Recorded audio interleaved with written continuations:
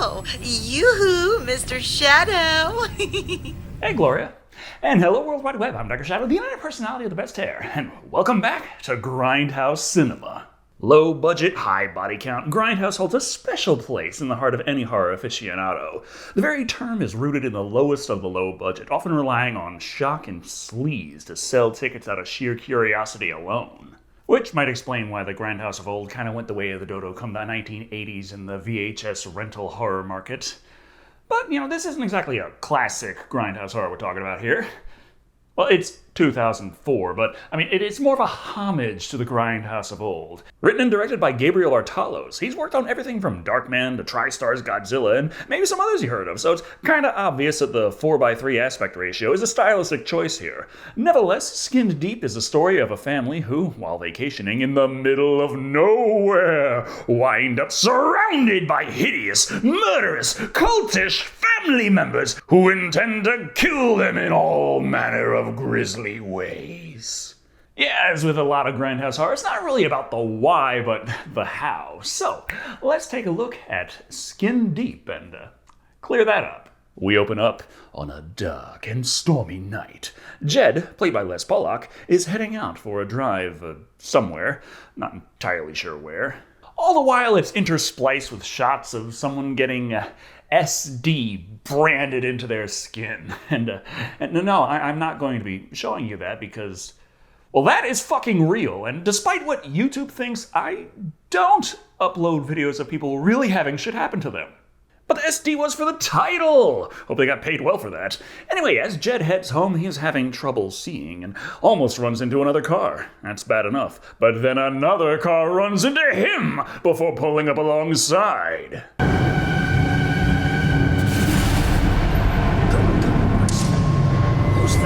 That would be Surgeon General, played by Aaron Sims. Or Kurt Carley, depending on the scene. Being the guy on the cover, of course, he's here to murder Jed, throwing a grappling hook into his leg, which somehow makes the car just flip and crash.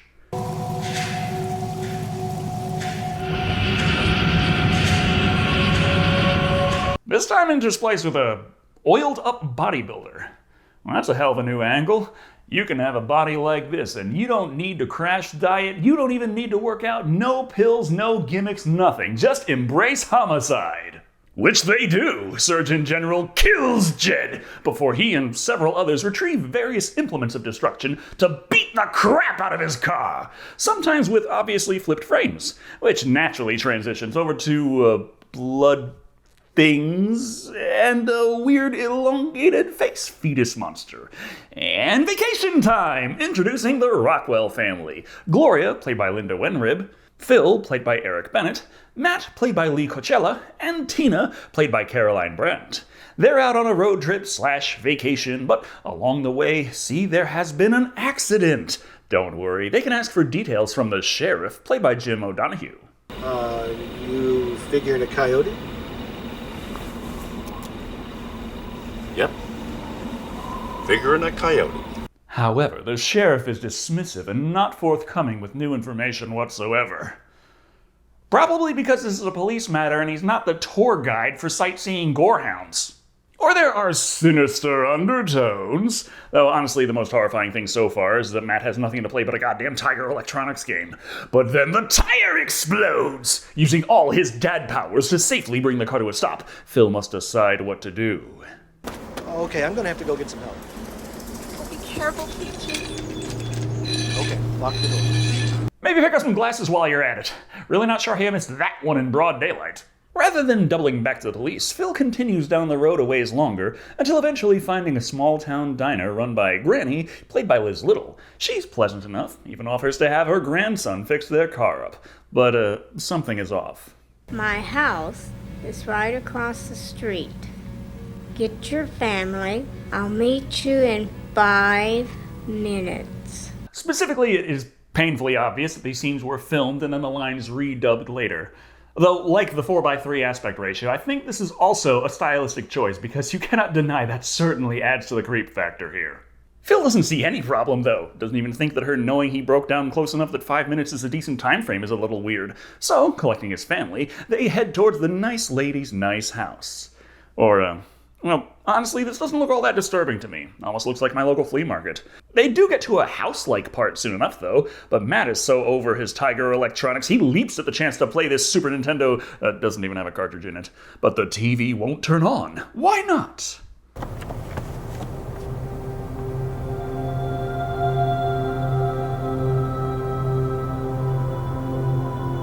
Now you're playing with power. Demonic power.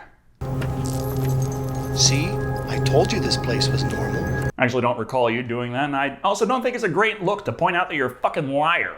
As the dining room is the freakiest room yet, with a newspaper tablecloth, random objects hanging around or fused together, wheelchair seats patched up with straight up money, and the all-new faces. This is the Surgeon General. New faces indeed. This is Plate. He loves his little corner. Played by Warwick Davies.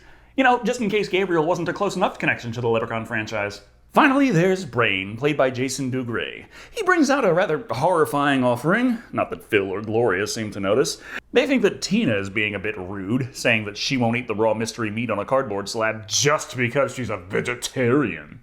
Having your beliefs is fine, but keep them to yourself. Now give us a smile. But what's this? It seems that Surgeon General is not a fan of flash photography. And no, this isn't a weakness to be exploited later. It's not relevant in anything but this scene. As Gloria just can't stop there, annoying Surgeon General and snapping his picture too. Therefore, he unmasks himself to reveal his mask and begins killing them all, slashing Gloria's throat. Plates takes the opportunity to attack as well, keeping Phil at bay long enough that the General can cut him open as well. With that in mind, Tina and Matt decide to just say fuck it and leave, but Granny demands that they are pursued. So Plates and Surgeon General chase them down in day for night. Or day for dusk, anyway. They run over the river and through the woods. Away from Grandmother's house they go. But oh, darn it, these trees look slightly more impassable, so all the baddies catch up to them, even Granny and Brain. Tell him not to hurt her, please. Tell him not to hurt her. I want to keep her. But Brain is smart enough to realize that, hey, we're only 20 minutes into this movie. You need to fill out the running time. You can't slaughter all of them just yet. But that doesn't mean that Matt has to live, so he slices the kid in half. In wonderfully glory fashion. That if I show you, YouTube will strike this video saying that I showed a real kid being cut in half, so you're just gonna have to take my word for it. But Brain says he loves her, so Granny's like, okay, I see no harm in exploring the logical outcome of this plot thread. May as well keep Tina alive. So they knock her out, and she awakens in a room absolutely covered in newspaper. Well, there are the obvious boards over there. Ripping them out, she finds bricks. So, ripping those out, she finds bars. Oh well, can't do anything about that. So she hasn't escaped by the time Brain returns like, hey, good news, I get to keep you! I didn't know if you were hungry, so I brought you some soup and money. Honestly, at least he brought her something that she's probably gonna like. Unfortunately though, the soup absolutely ruins it, as it is dead mother soup. Seeing that Tina's a bit uppity at the moment, Brain opts to let her cool down for another hour. However, this merely gives her all the time she needs to discover that there just so happens to be a handy-dandy trapdoor hidden beneath the newspaper. How convenient! This leads to a tunnel full of smoke, lights, screams, and spooky music. So, naturally... Hello? Is anyone down there? She just announces herself, calling out for attention in the middle of this house full of psycho family members after her own entire family was slaughtered. Horror movie characters, am I right? As such, she puts all her weight on the flimsy wood, falling right through and down into a pit of despair. Here she finds death, decay, but even worse, the family vacation tape her folks are making, which transitions from the bike her dad was working on to a group of bikers, the Ancient Ones, a silver-haired biker gang that just so happens to be stopping at Granny's diner for some coffee. Grain, played by Bill Butts, very quickly takes a liking to Granny, while the rest of them just try to enjoy their coffee. Hey, Shakes, if you can't drink it, don't order it, you know? You. Transitioning back over to the family vacation video. It's traumatizing and practical. And that's about all the time Tina has for it, so she must leave the video behind, knowing in her heart her father will always be watching over her. Oh, Dad! They really didn't come off nearly as fucked up in The Lion King. By the way, Tina, on your way up, could you click the like button? It really helps out. We really appreciate it. And subscribe if you haven't subscribed. I would, but, just ahead at the moment. As she pushes on, the Ancient Ones decide it's time to hit the road. Except for Grain. He's a bit smitten at the moment. Nevertheless, Tina escapes the tunnels, and wow, would you look at that! It just so happens to lead right to Granny's diner. Seeing the customer, she rushes over and begs him to save her from those monsters! Who's a monster?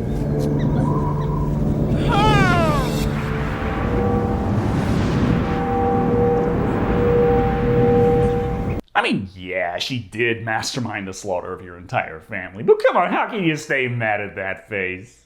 As such, Grain says, don't worry, he'll help, but honestly still wants to get in those granny panties, so doesn't help, instead trying to explain how safe it is, shortly before he is murdered by Surgeon General.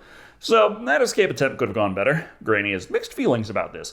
Wasn't a bad catch, but killing paying customers isn't the best business strategy, and even these characters are smart enough to figure that out. Nevertheless, Brain can take Tina out on the town. Tying her up on his motorcycle, no one will suspect a thing, especially as he has a handy-dandy Indian headdress disguise to hide his enormous brain.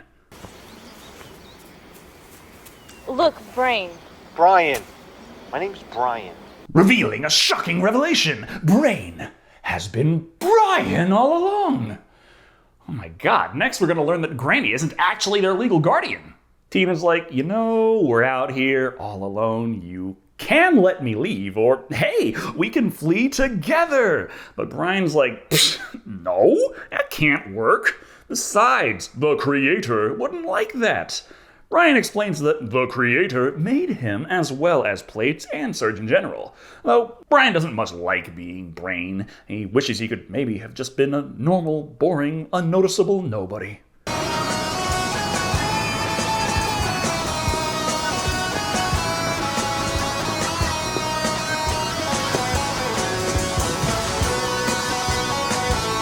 Which we see as he imagines running butt-ass naked through New York City.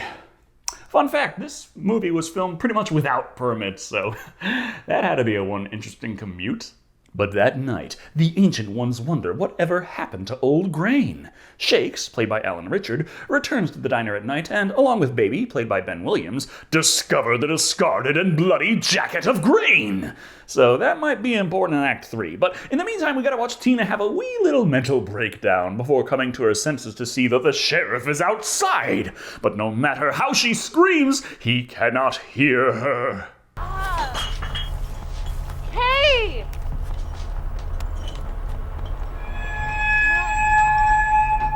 Honestly, it's amazing she can even see out of that window when it looks absolutely caked in dirt in every other shot. As she's going nowhere, Granny thinks it's about time they make that official. It's time Tina becomes part of the family. Dressing her up in a gown, they smear on some lipstick and tie her to the front of the car. Lovingly. It's time to hunt down a small group of drunk driving assholes.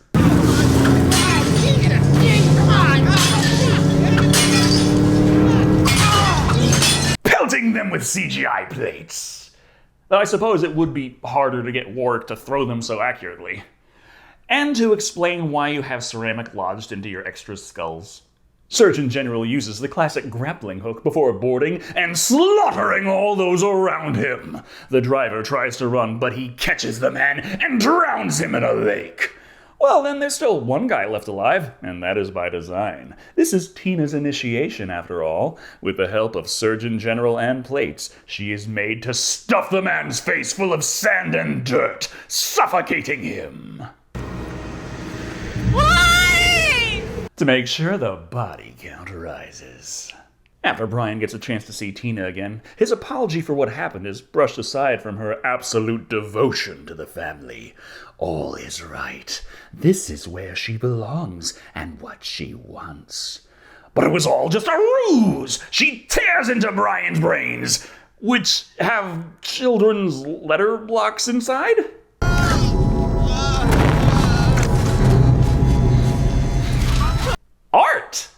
Thus, Tina gets another chance to escape. However, before she does, she finds a window where she can watch a completely different scene.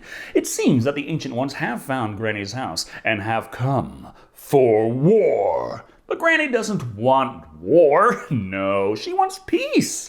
As you can tell by her taking these handy-dandy peace symbols and applying them to the 3 biggest, most intimidating bikers she can find.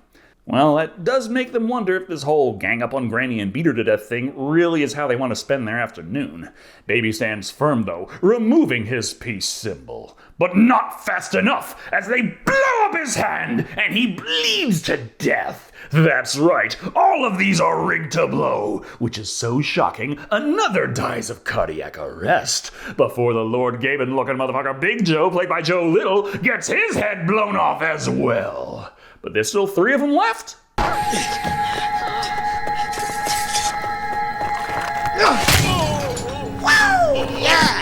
There's still 2 of them left. Shakes and Miss MIA, played by Geraldine Stone. And they have to deal with plates. Not just his murderous tendencies, but his acting and line delivery.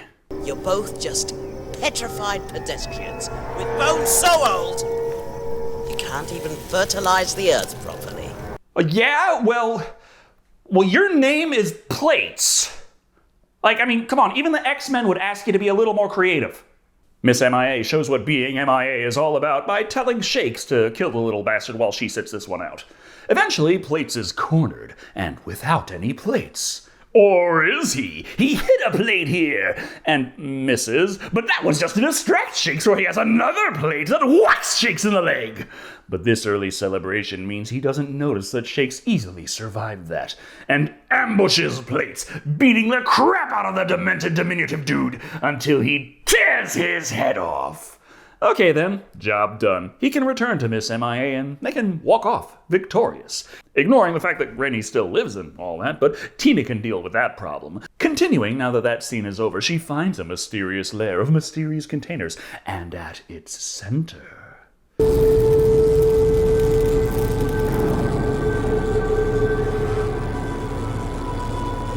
the Creator!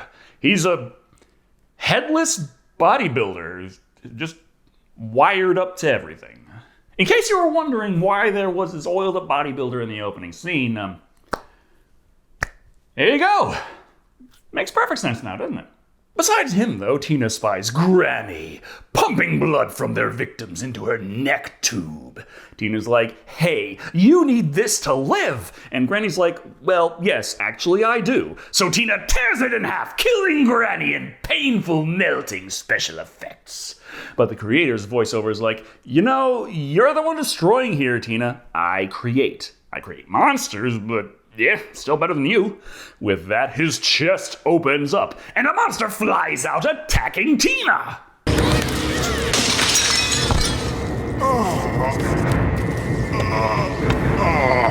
And I guess the little gremlin is the true form of the Creator, but I don't know. If you're trying to pay attention to the lore at this point, I don't know what to tell you. Tina just does what she's good at, destroying everything in her sight, each bit harming the Creator. But wait, Surgeon General is still alive, so he attacks! As does the little gremlin, so just a little push and boom, he bites the brains. Then another push and the Surgeon General is electrocuted. Now what? Oh yes, of course, the hidden dynamite bundles on the Creator's crotch that were under that little cloth flap that said dynamite. You know, just in case. They also just so happen to be wired timed detonators. How convenient! Leaving one on the Creator, Tina tucks the other onto Surgeon General and runs like hell. Surgeon General comes to, but fortunately for her, he doesn't notice the bomb until it explodes. But it didn't explode enough. He's still kicking. Barely, but oh yeah, that biker gang left all those handy-dandy bikes behind. She can use them to kill him. But wait. You don't have to kill him. Sweetie pie, don't become what you hate. Oh, don't worry, she's just going to kill these guys and get the hell out of here. Maybe after a few extreme body modifications and a body count in the dozens, you can talk to her about becoming the thing she hates. As such, she kills the fuck out of him and runs like hell. Then the other dynamite goes off, and that second bundle was a hell of a lot more explosive than the first, destroying the house entirely. Heading to the police, she's like, hey, need help? Everyone's dead. Kind of a big problem. Sheriff's like, oh, that sounds bad. No problem. We'll take care of everything. But they were actually in on it the whole time!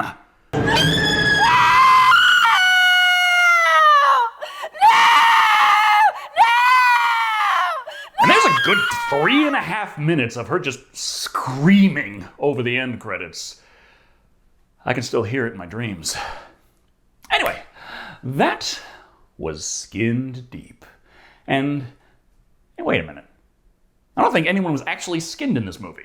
That little detail notwithstanding, this movie is described as a love letter to classic horror, and I can't think of a better way to put it. It's actually kind of impressive that a lot of the creepier aspects of lower budget flicks that were done here clearly intentionally, yet still managed to work in the same way they did in classic horror movies by accident. That puts us in an interesting position, as it's got those qualities I love about cheesy low-budget schlock, but assembled specifically with purpose as a kind of art form. One might call it elevated schlock, if you will.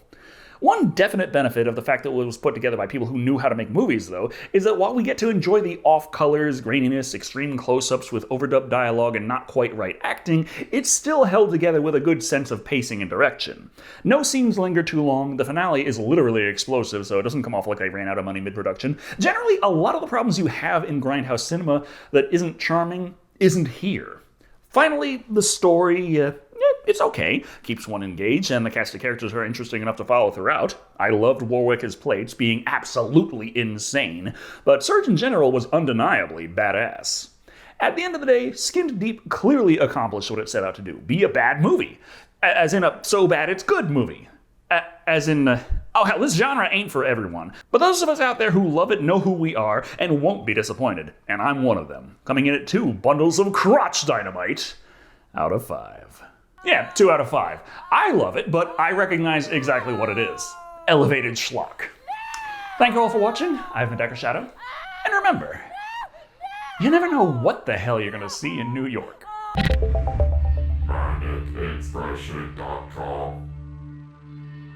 Aggressively growing in numbers until one day.